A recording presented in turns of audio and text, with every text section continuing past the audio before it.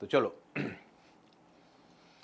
the 5 kg mass given a speed 2 meter per second, 10 kg mass was at rest. They are connected by a spring having K equals to 10 Newton per meter. What would be the maximum compression of the spring? Now I'll be back here, but before that, let us understand what happens. I have made a video for you, animation for you. Let's see what happens to this.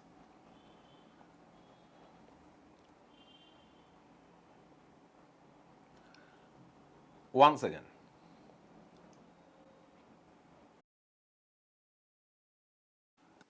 In place of two masses, we will consider a single mass. When you give this a relative velocity, del vel, कितना होगा ये? v1 minus v2. और इसका मास का क्या करेंगे? मास को ऐसे कर दो, m1 m2 divided by m1 plus m2 for two masses. हो गया ये k. Now second case is when you give this velocity to this mass, it will compress the spring and finally ये mass यहां पे आ जाएगा and the spring becomes very very compressed. हो गया spring का कंप्रेशन. कितना? x. तो इसमें कितना एनर्जी स्टोर हुआ? हाफ के एक्स स्क्वायर. अच्छा, तो ये जाते जाते जाते जाते आगे स्प्रिंग तो इसको रोक रहा है इधर, तो मैंने it retard, slows down and finally stops when the spring is fully compressed. तो इसका वेलोसिटी कितना? 0. तो सोच के देखो इसका काइनेटिक एनर्जी कितना था? ये the energy given to this block is finally converted to this spring. Single system, ऐसा साम हम लोग किए हैं.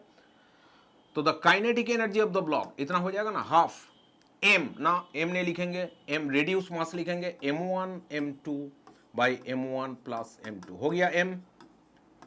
This would be new m, half m v square. कौन सा v? v1 ना v2 ना, relative velocity. So it would be v1 minus v2 whole square. तो relative velocity v1 minus v2 उसका होल स्क्वायर. हो गया kinetic energy of this block, single block. ये गया कहां? Simple. Spring absorb this energy. बस back to this. ये जो है ना, क्या यही होगा? ये क्वेश्चन में देखो तो एक बार, क्या यही होगा? क्या first line, what is the energy given to this? Energy given to this system of masses. दो मासेस है, तो ये दोनों मासेस का मैं कलर चेंज कर लेता हूं. ये दोनों मासेस का रिड्यूस्ड मास क्या इतना हो जाएगा? Yes, this is reduced mass.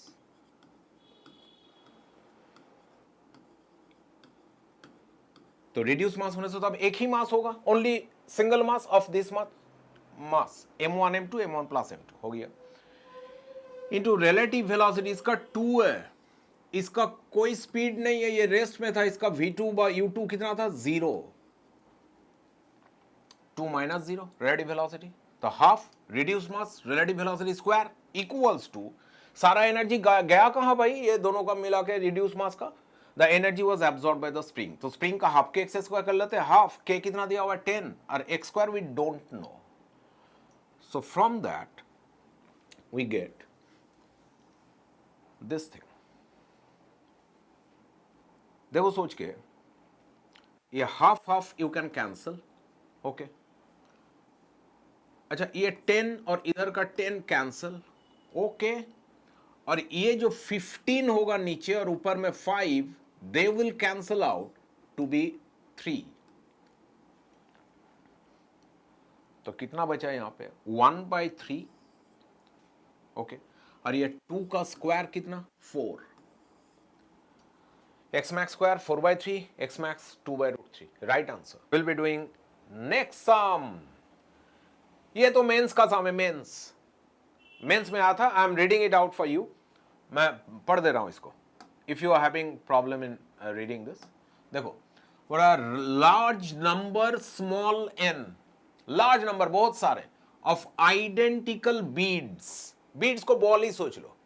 Identical ball है, large number n number, each of mass small m, हर एक का मास है स्मॉल m, and radius small r, हर एक का रेडियस कितना है? Small r. Okay, radius small r है. स्ट्रंग on a thin smooth rigid horizontal rod. एक रॉड का ऊपर रखा हुआ है, पिक्चर दिया हुआ है. वो रॉड कैसा है? the length of the rod capital L is much much greater than the radius of the balls. Balls chota chota, radius or length of that rod is large. क्यों ऐसा नहीं होने से क्या होता है, ये समझ में नहीं आता। क्वेश्चन में ये सब ग्रेटर लेस ऐसा करके दे देता, माथा खराब हो जाता है। माथा खराब नहीं होता है, खुश होना चाहिए। कैसे कि ये अगर रॉड है and if you keep balls like this, अच्छा ऐसे नहीं, इससे भी बड़ा बॉल लेता हूं मैं, ये एक बॉल है and this is another ball and this is another ball, और ये रॉड ऐसा है, तो वह बॉल जाएगा आएगा कैसे, जगह कहां है, because the radius of this balls is large compared to the, I mean not more but large compared to the length given. जो बॉल जाएगा वो छोटा छोटा होगा, तब तो they will be having freedom to move, go and come back, move freely. That's why this is given. So always remember कि these greater than, very very greater than are only given for your help. उसको काम में लगाना है, ठीक है। And are at rest. अब ये चीज को देखो, at random positions. कौन सा पोजीशन में, कोई ठीक ठिकाना नहीं, कोई आगे है कोई पीछे है कोई बीच में है, ऐसा करके they are at random positions, ठीक है। ठीक है, the rod is mounted between two rigid supports, this is a rigid support, this is a rigid support, वो मूव नहीं करेगा। If one of the beads is now given a speed v, एक बीड को कितना स्पीड दे दिए v, ले भाई v स्पीड ले लो, तू खुश हो जा। This bead is given a speed v, okay, ऐसे करके उसको स्पीड दे दिए v, okay. The average force experience by the support, that means each support लिखा है, after a long time is. तो जनरली स्टूडेंट का एक साइकोलॉजी होता है, whenever you see a zero option, 90% chance हो जाती है कि हाँ यही होगा जीरो ऑप्शन, बट यहां पे नहीं होगा, बोल दे रहा हूं पहले से। तो इसलिए ये तुम लोगों के लिए बनाया हूं, देखता हूं ये चलता है कि नहीं। चल रहे भाई,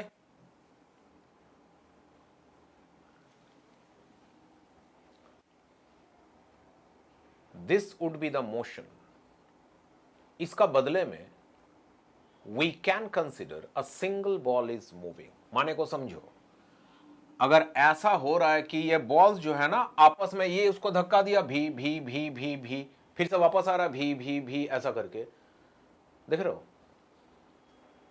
इसका बदले में इफ वी थिंक कि नहीं भाई एक ही बॉल गया भी स्पीड लेके and that comes back, it will have same meaning. Why same meaning, उसके लिए मैं दर्शकों से अनुरोध करता हूं कि इस पॉइंट को देखें। कौन सा, the collisions are elastic, that means when this mass collides with this mass, they are, कहां पे लिखा हुआ था आइडेंटिकल बोल के, आइडेंटिकल बोल के ये लिखा हुआ है, दे आर आइडेंटिकल।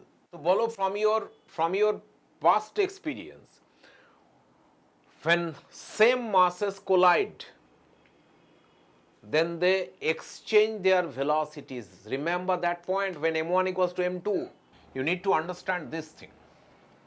देखो ये बॉल यहां से मान लो स्टार्ट कर रहा है, this has a mass m, now it goes to that side, इधर ऐसे जा रहा है, ये जाके धक्का दिया, टंग करके आवाज आया, फिर वापस आया यहां पे, टंग करके इसका साथ कॉलिशन हुआ। Now tell me, if we consider this wall number 1, and if this has a length small l, now tell me, this travels a distance small l and comes back the distance small l, and then takes place this collision. एक बार इससे धक्का हो गया, उसका बाद देखो क्या हो रहा है, एक कॉलिशन हो गया, अब t equals to 0 है, कॉलिशन हो गया, then it goes L length and then comes back L length and then the next collision takes place. So can we say these things, that after a time t equals to 2L by V, this will be moving with V speed all along. V speed लेके जाएगा, and we know for perfect elastic collision it will retrace the path, I mean with same speed V वापस आएगा। चलो v speed लेके ये कितना distance गया, l length गया and then it turned back a length L. So total rasta traveled is 2L and with a speed V. So the time taken by this ball to come back to this wall 1 to collide again is this much. So after, we can say after t equals to this much time, there is one collision. एक को मैं समझा दे रहा हूं. There is one collision.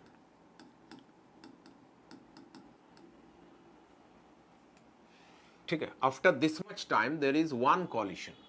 इतना time बाद एक collision होगा, इतना seconds. So in 1 seconds, unitary method सोचो, in 1 second the number of collisions would be 1 by this much, 2L by V. That means V by 2L. इसको याद रखो. This is an idea. You should remember this. This is an idea. हाँ बोलो. No, L by V बादे, it is not colliding with wall 1 again. We are thinking of colliding with any one wall because we are going to find force on this wall only, not that one. Again, because if you consider the time of collision, L by V, after L by V time, it will collide with the second wall then. Again after L by V time it will collide with the first wall. So first wall receives force after what time? At the interval of what time? L by V, na ki L by V plus L by V. The first wall, because we are considering force on any of the two walls. That is it. Okay. So any of the two walls. So consider any one wall. Now this L by V time and L by V time, that is 2L by V time, bad, it is receiving this force. So that's why 2L by V times bad, it is receiving a single collision. Only for this wall I am saying. This wall. Okay. So after this time it receives one collision. So in 1 second it will receive these many collisions. This is the main idea of the sum. और कुछ नहीं, you have to understand this only. Okay. So in 1 second these many collisions, then force. Okay. Force का क्या है? One line में निकल जाएगा. ये देखो. Force equals to M V minus U by T. But ये जो force लिखा ना M into V minus U by T, इसमें there would be only one collision. But if there are n number of collisions, तब क्या करेंगे? V minus U by T into n. So let me write this. Final velocity, how much? Plus V minus initial velocity minus V divided by time. I am taking the time 1 second. माने समझो इसको 1 second लिया हूं मैं. Time considered 1 second. Okay. And the number of collisions, ये तो है V by 2L. Okay. V by 2L. एक चीज नहीं लिया. मास कहाँ गया भाई? मास नहीं लिखा हूं मैं, साइड में लिख देता हूं मास. Into M. This is M, this is A. Acceleration, MA. So M को यहां पे सामने लिख देता हूं. M into V minus U by T. T को 1 second लिए. Then you need to think of the number of collisions took place in 1 second. So that is this, V by 2L. बताओ ये कैलकुलेशन कितना आ रहा है? कर रहा हूं यहां पे ये कैलकुलेशन. अच्छा, ऊपर में 2 भी हो गया, सामने M था. यस, नीचे 1 और यहां पे आ गया V divided by 2L. Now this 2 and 2 will get cancelled. So it will become M V square by L. So this is the force acting on this. सिर्फ एक चेंज करना है हम लोगों को. क्या जो यहां पे दिख रहा है वो है नहीं? क्या नहीं है? There is not a single ball. We considered the motion equivalent to a single ball. लेकिन एक बॉल नहीं था यहाँ पे. Then there were so many balls. कितना? n number. तो if there are n number of balls, समझो if there are n number of balls, तो यहाँ पे अगर मैं 3 बॉल ड्रॉ कर दूं 1, 2 and 3 और मैं बोल दूं कि भाई ये जो तार है ना, ये रॉड, इसका लेंथ है L, तो फ्री जगह कितना बचता है for this balls? to move freely जाने आने के लिए कितना जगह बचता है? If each of these balls has radius r, तो एक एक बॉल का डायामीटर कितना होगा? डायामीटर 2r, तो तीनों बॉल का टोटल डायामीटर ये कितना हो जाएगा? 6r. तो then the free path that they are traveling would be this much. So if there are n balls, एक एक का रेडियस, एक एक का diameter 2r, and if there are n balls, तो n बॉल्स जोड़ के टोटल डायामीटर कितना होगा? n into 2r, that would be the total diameter. तो l लेंथ में से n इंटू 2r बॉल्स का खुद का जो लेंथ है उसको माइनस कर दो, then rest of the path is the path that the balls are travelling. तो ये l का बदले में in place of this l, हम लोगों का आंसर देखो कितना आया था? This much. This l should be replaced by, यहां पे लिखता हूं, capital L minus 2r into n, and you will find the answer. Page में था, ये पेज में, mb square by l minus 2r into n. Second option is correct. ये है next part. A small particle of mass m moving inside a heavy hollow straight tube. ये रहा heavy, अंदर hollow straight tube. Okay, the tube has no friction. अच्छा, ये भी बोला the particles are moving along the axis and having elastic कॉलिशंस.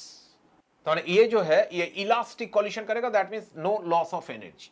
Okay, and it is closed end flat surface while the other and is fitted with a heavy movable, यहां से देखो आप, heavy movable flat piston. Piston कैसा? Heavy है, heavy है, movable है और flat है. Okay, when the distance of the piston from the closed end is L equals to L naught. ये डिस्टेंस बोला है simple, this distance is L naught.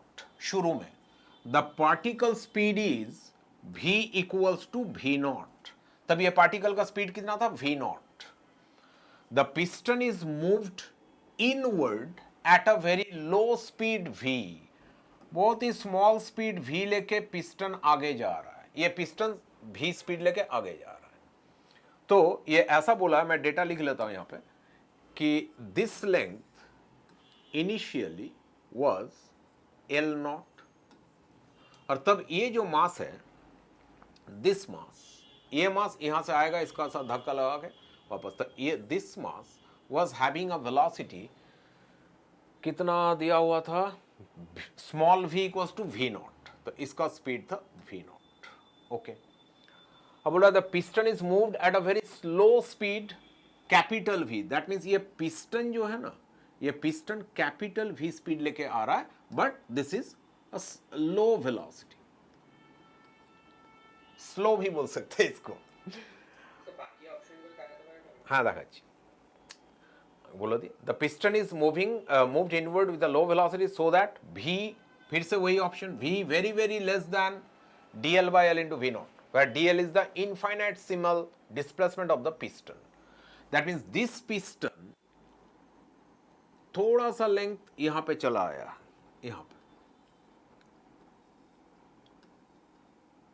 ऐसे, और ये लेंथ कितना है? dl. This length is dl, very small length. Okay, which of the following is statement is correct? This is the question.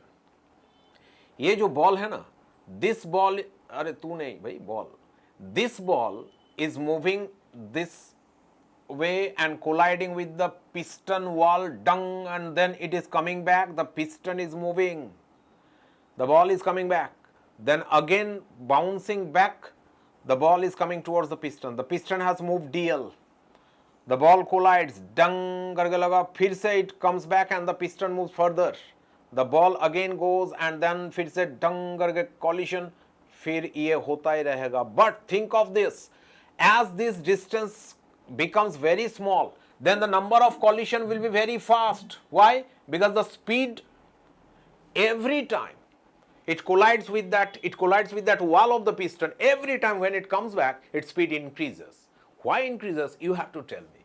Why it increases? Anyway, चल भाई वापस चला जा. It was here. The ball starts from here. After each collision, option भी पढ़ देता हूं मैं. Option given. After each collision with the piston, the particle speed is increased by 2v. If the piston moves inward by dl, if the piston moves inward by dl, yeah, dl, the particle speed increases by 2v into dl by l. Okay, that means ये अगर आगे आएगा dl तो particle का speed increase कर जाएगा कितना, इतना. इंक्रीज बिकम्स नहीं, increases by this. Third, the particles kinetic energy increases by a factor of 4. तो पार्टिकल का काइनेटिक एनर्जी क्या हो जाएगा, 4 टाइम्स हो जाएगा बोल रहा है. 4. When the piston is moved inward from L0 to L0 by 2. L0, ये L0 था शुरू में जो मैं लिखा हूं. अब ये पिस्टन आगे आते आते ये पिस्टन अगर यहां पे आ गया है ऐसे, तो then this length has shortened. They are saying that if the piston moves from a distance L0, this L0 to half of that, L0 by 2, then its kinetic energy becomes 4 times. ढाई. That means increased kinetic energy. अच्छा, a last option. The rate at which particle strikes the piston is V by L. Rate at which it is striking the piston. The rate at which it is striking the piston माने क्या है language का? माने है पर second कितना बार hit कर रहा है पिस्टन को. That is whatever is meant by the rate of which at which it strikes the piston. Dishkev and Dishkev are the correct answers. Dishkev and Dishkev are the correct answers. Yes. These two are correct. You got one answer correct. This one is correct. Sure. And this is also correct. This is a basic idea. When, let me tell you this thing. वो video देख लेना मेरा, वो video जहाँ मैं उतना बड़ा video part करके देख लेना जहाँ पे ये आया क्या, if M2 is very very heavy, that's why it was given in the first paragraph that consider these walls are very heavy, the piston is very heavy. That means what? They want to say that M2 is very very greater than M1. तब क्या होता है, for perfectly elastic collision,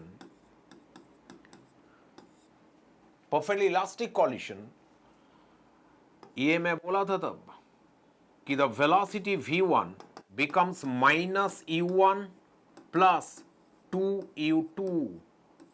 देख लेना वो video, उसमें मैं explain कर दिया हूं. मतलब when a heavy body hits a lighter body, तब लाइटर बॉडी तो घूम के पीछे आएगा sure. That means u1 will become minus u1. डर के नहीं, लड़ाई करके. After collision it will be back with the same speed but in opposite direction. And ये उसको और भी कुछ देगा क्या, double the speed of this velocity, इसका स्पीड का डबल स्पीड. दैट मीन्स इसका स्पीड माइनस u1 टैव करके हो गया, और ढैव करके क्या होगा कि इसका स्पीड का डबल स्पीड भी देगा इसको. तो इसका स्पीड कितना हो जाएगा, minus u1 plus 2 into u2. ऐसे पिक्चर से याद रखो इसको, ना कि फॉर्मूला से. Then only you can retain this. कि ये मैं समझा दिया था, फिर से बता रहा हूं, वो वीडियो देख लेना. If it is a small mass, ढिचक्यों करके ये वापस आ जाएगा. तो इसका u1 तो माइनस u1 हो ही गया, प्लस इसका जो स्पीड था ना हेवी बैट का, संदीप पाटिल पहले खेलते थे इंडिया में, उनका बैट था ऐसा भारी, तो वो भारी बैट का स्पीड अगर u2 है, so this ball will receive not only minus u1 but also plus 2u2. ठीक है. सो यहां पे अब ये बता दो, if this ball was moving with a speed u1, मैं वेलोसिटी का बात नहीं कर रहा हूं, स्पीड का बात कर रहा हूं. अगर इसका स्पीड u1 था, धक्का का बाद तो ऐसे u1 हो गया, तो u1 बिकम्स रिमेन्स u1. ये इंक्रीज नहीं हुआ, इंक्रीज हुआ जो ये दिया इसको हेवी मास गिव्स इट, और हेवी मास इसको क्या देता है, double its speed, that means heavy mass का स्पीड का डबल स्पीड इसको एक्स्ट्रा मिलता है। That is whatever is meant by, that is whatever is meant by this term, the speed increases by, क्या लिखा है, the speed increases by how much, double of capital V. Capital V कौन था, capital V तो ये था, ये correct है।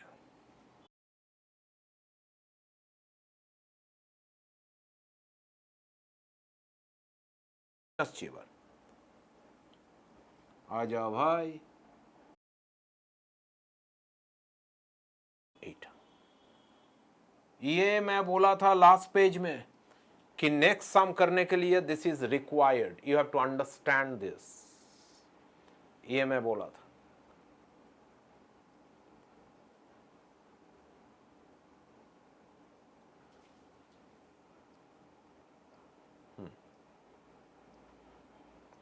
ये है actual understanding part is this one.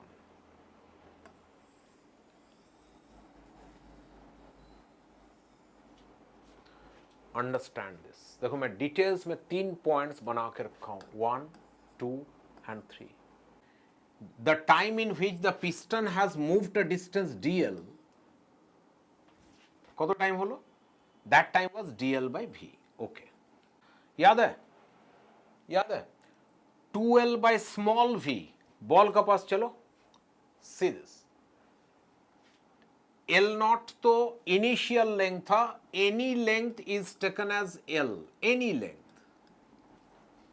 सो ये एल, सॉरी, ये एल गया और एल ढिचका करके वापस आया, कितना टाइम लगा इसको, एल बाई वी कितना, 2l by v। I have just written that, देखो यहां पे, in 2l by v seconds 1 collision हुआ, किसका साथ, ये साइड का वॉल का साथ, ये वॉल का साथ, l by v 2l by v ढिचका, that means in 2l by v time seconds 1 collision, in 1 second there would be 1 by 2l by v collisions, that is v by 2l collisions। So by the time this piston moves by dl, वो time कितना था, dl by piston का speed, तो dl by v इतना second में कितना बार coalition हुआ, एक सेकंड में तो इतना बार कॉलिशन हो रहा है, इन 1 second this many coalition. So this इतना सेकंड में, जितना टाइम में पिस्टन आगे आया dl, उतना सेकंड में कितना कॉलिशन होगा भाई, इनटू कर देंगे, into v by 2l into dl by v time, तो इतना बार कॉलिशन हुआ। अब बताओ, isn't it the number of collisions that we got? मैं तो थोड़ा देर पहले इसको डिटेल में समझाऊं, यही है नंबर ऑफ कॉलिशंस। जब तक ये डीएल आया तब तक ये ढिचका करके शायद 200 बार कोलाइड कर लिया इसका साथ, 200 टाइम्स। लास्ट पार्ट को देखो, हम लोग को नंबर ऑफ कॉलिशंस मिल गया, और क्या चाहिए, अब फोर्स चाहिए। फोर्स का फॉर्मूला मालूम है हम लोगों को, फोर्स का फॉर्मूला, तो फोर्स निकालते हैं। उससे पहले ये सोच लेते हैं कि इंक्रीज इन स्पीड कितना हुआ, इंक्रीज इन स्पीड, ये इतना छोटा क्यों है, बड़ा कर लो, हाँ, इंक्रीज इन स्पीड कितना हुआ, 1 कॉलिशन के लिए इंक्रीज इन स्पीड होता है 2v for 1 single collision, double the speed of the piston, भारी ऑब्जेक्ट का। तो ये है number of collisions, this is number of collisions. तो इतना बार कोलाइड करने से कितना स्पीड बढ़ जाएगा, नंबर ऑफ कॉलिशंस इनटू एक बार कॉलिशन होने से जितना स्पीड बढ़ता है। तो बस ये क्या लिखा हूं मैं, इंक्रीज इन स्पीड। अच्छा, स्पीड एनी टाइम अगर v है तो इंक्रीज इन स्पीड को कैलकुलस में कैसे लिखेंगे, dv। तो increase in speed will be dv and that would B this much. ये नेगेटिव कहां से आ गया, नेगेटिव इसलिए आया, negative because increase in speed तो इतना हुआ, देखो ये देखो, v एंड v कैंसल, खुश हो गए, 2 and 2 कैंसल, खुश हो गए, तो बचा क्या, स्मॉल v ये स्मॉल v, dl, ये dl divided by capital L, ये capital L. So this is dv, and why negative? As she told, कि if the length L decreases, then the velocity v increases. So if one thing increases and the other thing decreases, we put a negative sign in calculus. ये line से अब देखो, ये line को, ये line से कैसे, ये लाइन से ये लाइन को देखो आप, this is the last line, ये देखो, ये कैसा आएगा, ये होगा ln v, ln v, v का upper limit v minus v का लोअर लिमिट v नॉट, ये हो गया left side, equals to right side dl by l, वो भी लॉग होगा, ln natural logarithm, ln dl by l का होगा ln l, l का बदले में अपर लिमिट कितना, l नॉट बाय 2, एक सामने माइनस था, minus l naught by 2 upper limit, minus फिर से log l माने ln l, l का lower limit l naught. And students who are appearing for mains and IIT, ये मामूली बात है, ये बिना इस लाइन का भी कर सकते हो. Otherwise if you do that, log a minus log b, log a by b, so ln v minus ln v naught, ln v by v naught equals to right side में ln l not by 2 divided by l not, कितना हो जाएगा, half, सामने minus. That means you can well understand that minus ln half is as good as ln 2. log किए हो, minus ln half, that means ln half to the power minus 1, that means ln 2. अब both side से log हटा दो, anti log करो, तो v by v naught equals to 2. So next line क्या आता है, देखो ये आता है, this is your next sum, easy है. चलो ये सिर्फ हाथ को थोड़ा खोलने के लिए दिया हूं, पढ़ के देखो, ये मैं नहीं पढ़ूंगा, इट इज फर्स्ट स्टेप, ये होना चाहिए. क्वेश्चन में जो बोला है फर्स्ट स्टेप ये है, क्वेश्चन में बोला है कि यहां से आया, ये धक्का खाया और ये यूं उड़ गया, तो इसका स्पीड अगर मान लो u था बिफोर कॉलिशन फ्लोर का साथ, और ये v होगी आफ्टर कॉलिशन, तो इसका शुरू में काइनेटिक एनर्जी था हाफ m u स्क्वायर, बाद में हो गया हाफ m v स्क्वायर. तो हाफ m v स्क्वायर में क्या relation, loses 50% energy, that means अभी है कितना उसका पास, हाफ m v स्क्वायर, वो पहला एनर्जी का कितना टाइम्स है, हाफ टाइम्स. तो इससे हम लोग क्या बोल सकते हैं कि हाफ कैंसल, m कैंसल, बहुत अच्छा लगा देखो, फिर v square equals to u square by 2, तो स्क्वायर रूट करने से क्या आ गया, v मिल गया. Second formula was this,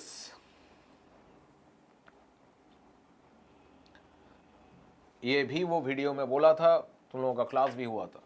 Every time a body collides with a solid floor at rest, heavy, its velocity becomes e times.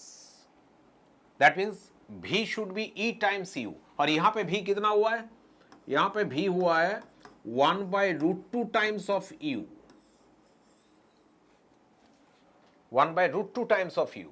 तो compare करके हम लोग क्या समझ में आ रहा है हम लोगों को कि e is obviously 1 by root 2. e मिल गया, बस उसी के लिए दिया हुआ था first part.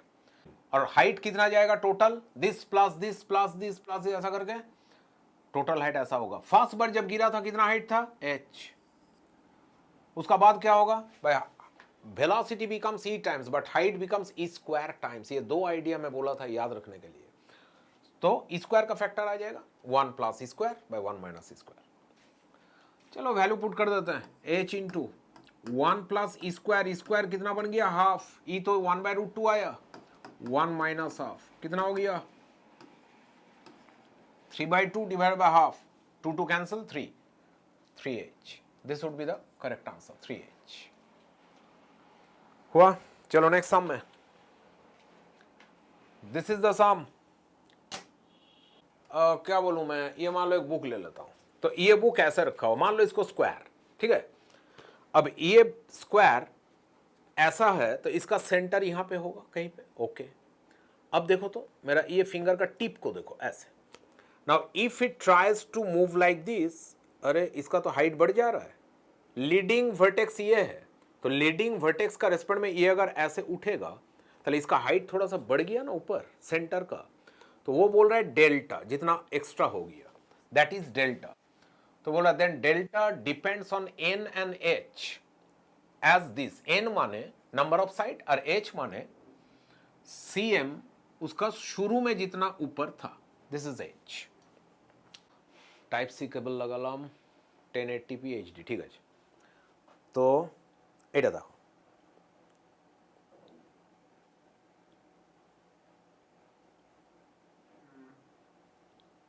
Locus of the centre of mass. Back फिर से देखो, इस पोजीशन में मैक्सिमम हाइट था सेंटर ऑफ मास का, लोकस का हाईएस्ट पॉइंट. फिर से बैक, दैट वाज इट. फिर से देखो एंड यू कैन आंसर, मेरा जरूरत नहीं पड़ेगा.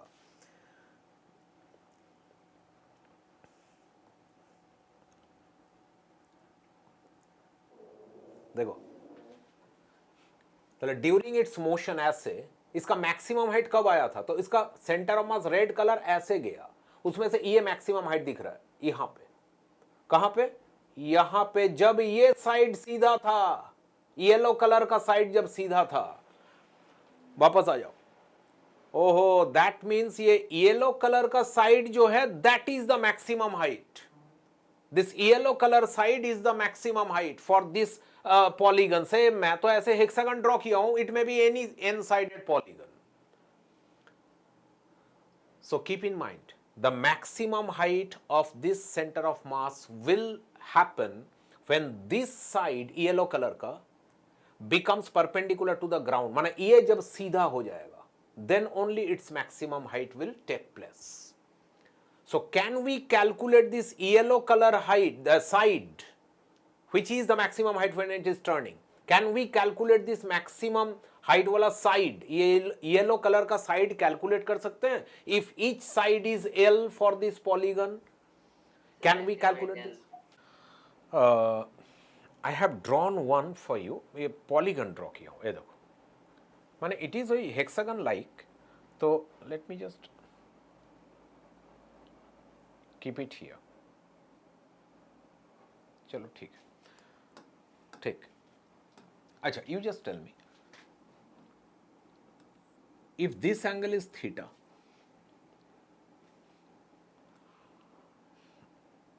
then if each side is A, okay, each side is A and this is theta and this height is given as h. This is h, height of the center of mass. Okay, yes, our task is only to find this maximum height. This was max height. Animation से देखे हम लोग कि यही जब सीधा हो जाएगा तो मैक्सिमम हाइट में सेंटर मास उठ जाएगा. So if this is maximum height, then tell me how to find this. We know this base of the triangle. This is not perpendicular though appears to be, but this is the base of the triangle and we want to find hypotenuse of that triangle. 90 degree का opposite side है hypotenuse. Base मालूम है, hypotenuse चाहिए, तो ये कितना हो जाएगा? Base divided by cos theta. तो ये h है और इसका वैल्यू है h by cos theta. What is the delta? That means height का डिफरेंस कितना होगा, दोनों साइड का लेंथ का डिफरेंस कितना होगा? Delta would be given by, हाँ, that is h by cos theta minus h. भाई कॉस थीटा तो लेस देन 1 होता है ना, तो h by cos theta would be greater than h simply. So h commonly है 1 by cos theta minus 1. तो this is the answer. अब क्या है कि one should have this idea knowledge, इतना सबको मालूम है कि अगर कोई एक साइड है, ये एक साइड है एल, तो ऐसा जितना साइड्स होंगे, ये फर्स्ट साइड है, सेकंड साइड है, third side, fourth side, fifth, six sides are there, তাহলে each side will share this angle equally. एक एक साइड का सामने जो एंगल होगा वो तो इक्वल होगा, तो 6 साइड्स है तो एक एक एंगल कितना 60 डिग्री करके होता है. कैसे? बिकॉज जस्ट मेरे हाथ का देखो, टा टा टा टा टा टा टा टैव, ये टैव का माने क्या है? टैव का माने है 360 degree. That means 2 pi. Centre में कितना टोटल एंगल होना है? 2 पाई.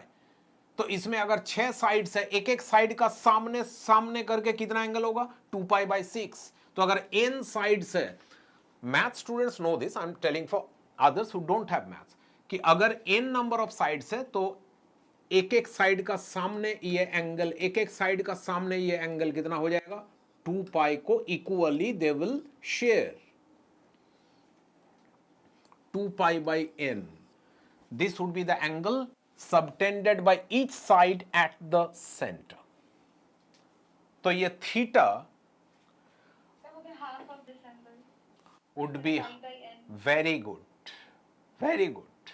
That was I was going to ask.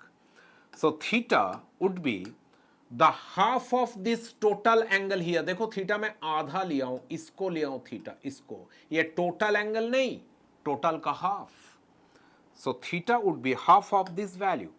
That means theta would be given by half of this 2 pi by n. That is how much? Pi by n. So we can replace this by this.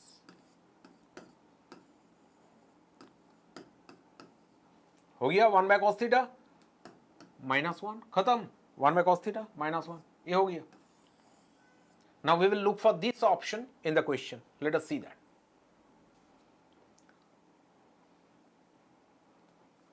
This was the question. और correct answer इसी को जाता है, and you are right, those who answered this. ये क्या है? बोला cylindrical solid mass, ये रहा. ओ भाई क्या कर रहे हो तुम? आ जाओ. हाँ सॉरी फॉर दैट. देखो ये बोल रहा है अ सिलिंड्रिकल सॉलिड मास. बाप रे, इतना मोटा मास. ये है वो सिलिंड्रिकल सॉलिड मास, ये. Okay, 10 to the minus 2 kg, ठीक है. And cross sectional area 10 to the minus 4 metre square. ये है ए, एरिया में लिखा हूं A, cross section area is moving parallel to its axis, that is X axis. ये X axis है, ऐसे ही आ रहा है. कितना स्पीड लेकर? With a uniform speed of 1000 metre पर सेकंड. एक बुलेट का कितना स्पीड होता है? मोटा मोटी 500. ये उसका बुलेट का डबल स्पीड लेके जा रहा है. बुलेट का भी डबल है तो छोटा, कौन सा बुलेट पता नहीं. In the positive direction, okay, माना positive x-axis में t equals to 0, its front face passes the plane x equals to 0. कि uniform density of this much, 10 to the minus 3 kg per meter cube. इसका माने क्या है? माने 1 meter cube volume अगर ले लोगे तो within that volume there would be 10 to the minus 3 kg dot dot dot dot dot dot dust particle collect करके जितना mass होगा, that is called density of the dust particle. ठीक है. When a dust particle collides with the face of the cylinder, अब story बता रहा है, collide किया, it sticks to its face. Find the x coordinate of the front of the cylinder at t equals to 150 seconds. तो बोला ऐसा 150 second हो गया, 150 साल जी लिया, जैसे 150 सेकेंड हो गया, तब उसका ये जो प्लेन था ना x equals to 0, ये plane front of the cylinder आगे बढ़ते बढ़ते बढ़ते कितना आगे जाएगा. एक चीज समझ में आ रहा है कि as it goes on colliding with the dust particles and as it speed goes on decreasing, इसका तो displacement x will not be equal to vt. s equal to vt नहीं होगा, it will not move uniformly, तो थोड़ा decrease करेगा, retardation होगा. Okay, if this is the area a और मान लो t सेकंड बाद ये थोड़ा सा आगे चला गया,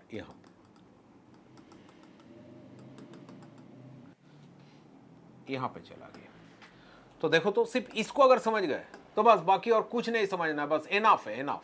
क्या कि if it moves a distance x in time t, तो वो x टाइम के दौरान, ड्यूरिंग दैट टाइम, यहां पे डस्ट पार्टिकल्स ऐसे करके थे, तो the dust particles were present like this, ऐसे। सो दीज डस्ट पार्टिकल्स, ये सब जो डस्ट पार्टिकल्स हैं वही सिर्फ इसका साथ कंबाइन कर गया। The other dust particles beside this, side में जो था उसका साथ इसका कोई लेना देना नहीं, because it remain cylinder life long दिया हुआ है। दैट मीन्स ये डस्ट पार्टिकल्स का साथ ही सिर्फ इसका कॉलिशन हुआ। अब ये बता दो कि इतना जगह में what is the mass of the dust particles, mass of the, very good, very good,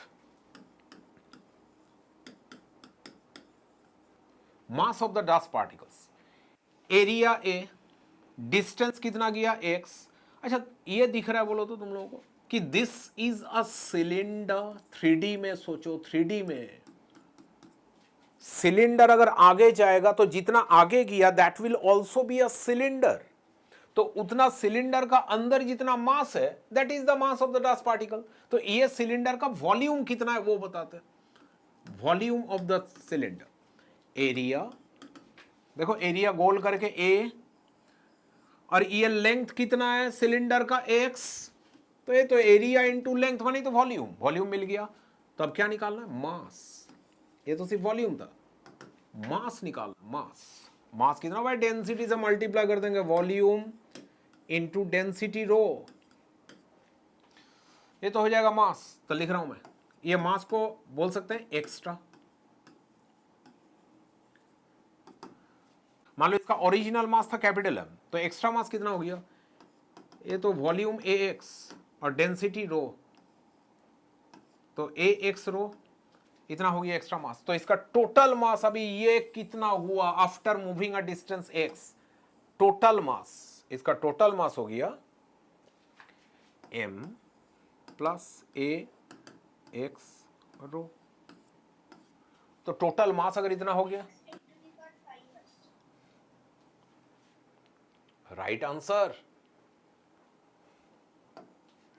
तो total mass, very good, total mass इतना हो गया, और टोटल वेलोसिटी मान लेते हैं कैपिटल V हो गया, टोटल वेलोसिटी, या तो स्मॉल v ले लो। चलो, this is final mass and this is final velocity, this should be equal to capital M capital V। क्या बैलेंस किए यहां पे, ये इक्वेशन में क्या बैलेंस हो गया, मोमेंटम। बस इतना मैं बोल रहा हूं, नीट के लिए इतना ही सोच लो। वैल्यूज लिखा था मैं, कैपिटल M कुछ, अच्छा फिलहाल उसको ऐसा लिखता हूं, AX रो, सिर्फ दिस वेलोसिटी, फाइनल वेलोसिटी को ऐसे लिखना पड़ेगा, कैसे, dx by dt, final velocity. क्यों ऐसा, क्यों dx by dt, because there is x here, x है तो x का साथ dx भी तो होना चाहिए, then only we can integrate that. Velocity को dx by dt करो, और हम लोग को x पूछा है, that should be equal to mv, ये mv रखो। From this this much dx, मैं तो तुम लोगों को बोला था कि dt can be separated, dx can be separated, dx और dt सेपरेट कर सकते हैं। तो काम करो, m प्लस AX रो इधर हो गया into dx should be equal to, उस साइड में कौन हुआ, mv इंटू dt।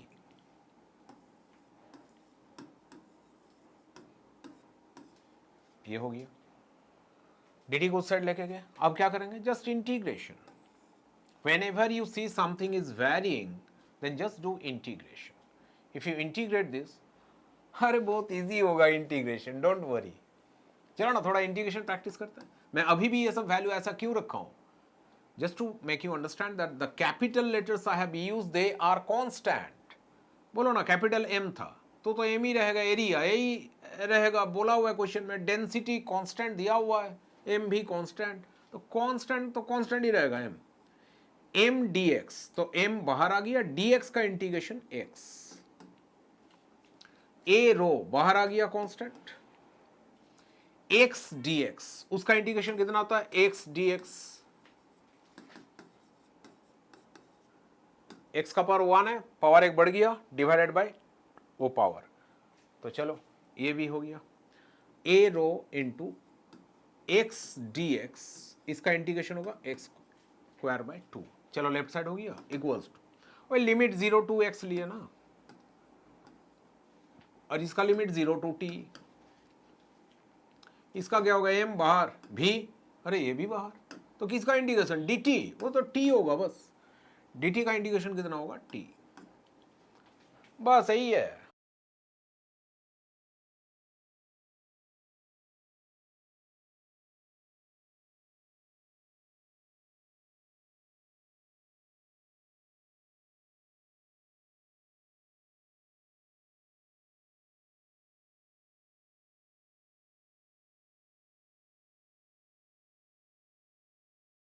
तो चलो ये थोड़ा बोरिंग था, मैं बोला ही था इसलिए मैं कर दिया। This is a home task for you, let me know the answers, WhatsApp करके भेजो मुझे आंसर्स, ठीक है। अदरवाइज ये अगर वीडियो यूट्यूब में देता हूँ तो वहाँ पे मैसेज करके भेजना, तो वहाँ पे तो ऑप्शन नहीं है, वैल्यू ही लिख के भेजना, ठीक है। This is home task, bye, good night.